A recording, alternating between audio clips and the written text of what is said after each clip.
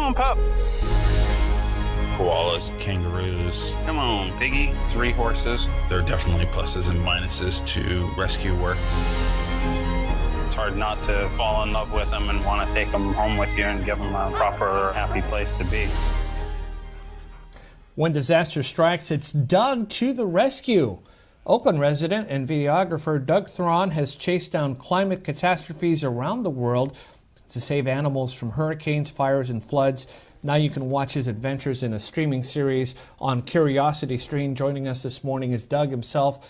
Doug, thank you for joining us. I'm so glad you're from Oakland. You're representing the Bay Area very well by doing this. Welcome. Thank you for having me. You know, right off the bat, I saw the preview and I didn't realize that this is not the way you started using drone technology. You had drones right when they came out and you were a photographer taking like real estate videos, that kind of thing. What made you pivot into doing what you're doing now? I was actually covering the campfires in Paradise, California as a cinematographer because I used to shoot for like Nat Geo and Discovery, and I was covering a guy that was doing the cat rescues, a guy named Shannon Jay from the Bay Area, and he was using an infrared scope also at night, and we were talking about how cool it would be to put one on a drone, and lo and behold, a big hurricane hit the Bahamas, and I tested it out, and it worked so well saving animals that then from the Bahamas I went to Australia and rescued koalas,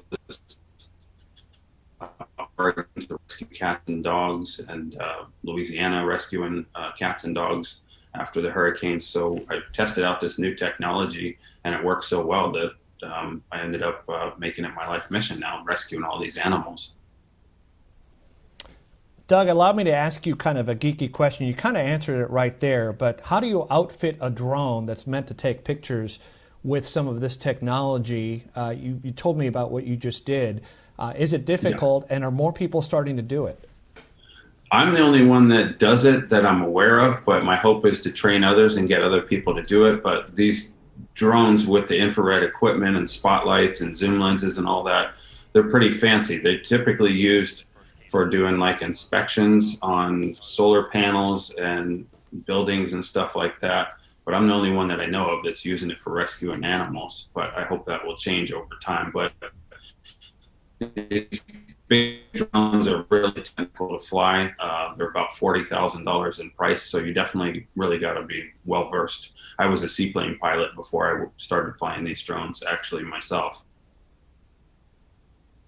Got it.